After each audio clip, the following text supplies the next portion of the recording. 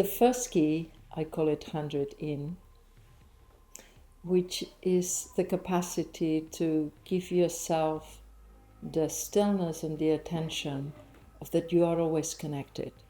Because I've been talking about we're in a state of disconnected from source, from essence, what spirituality will have different ways of describing essence, the Buddha nature, consciousness, the divine, name it what you want.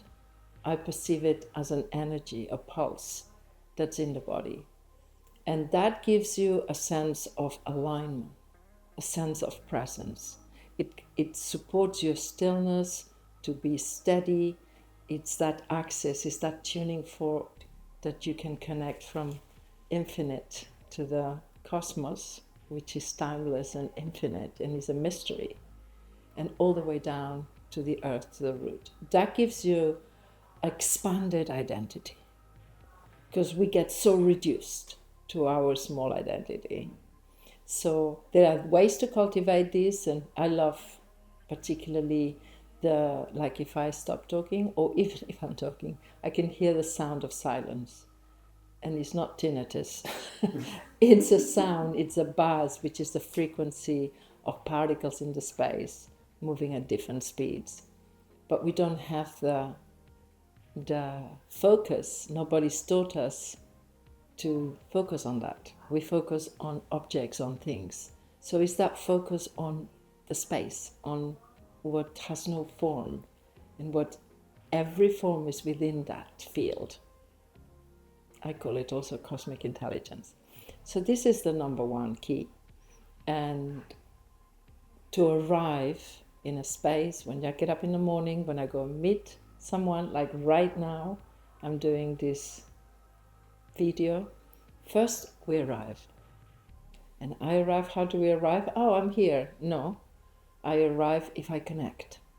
I am present to myself. So that's, in every situation, you learn to 100 in, and you stop dispersing yourself into others, into things, into our mobile.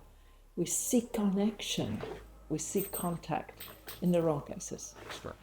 In your relationship is a very important place to go into that awareness, because we merge, they become familiar, the people we live with, the intimacy makes us merge and codependent. So we keep pulling back. And actually when you pull back, there is creative tension between two people. If you go merge, there is a field is gone. There's no attraction of rejection. It's just cozy. It's like a baby in the breast. Yeah.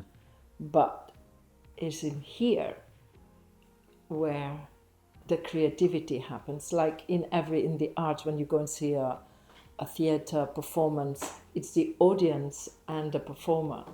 And it's that tension, it's the space, the person who's in the stage and the person who is witnessing. That's where the creative tension is. And in anything that you could think of, is always in the gap what is happening. So in intimate relationships, number one.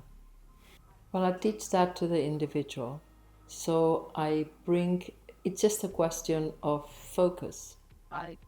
So if you begin to withdraw your attention from the visuals, where the mind is continuously searching for something, and then it begins to project into that object hostility or attraction, like or dislike, something I want, something I need. So the mind is always scanning.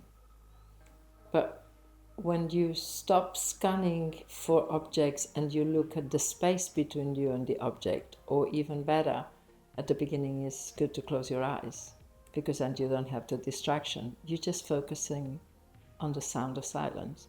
If for you it's not something you hear, then in the pulse in the body and the breath.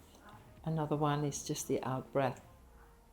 Whatever serves, whatever is the way in for that person to pull, like a fisherman, to pull the thread back in.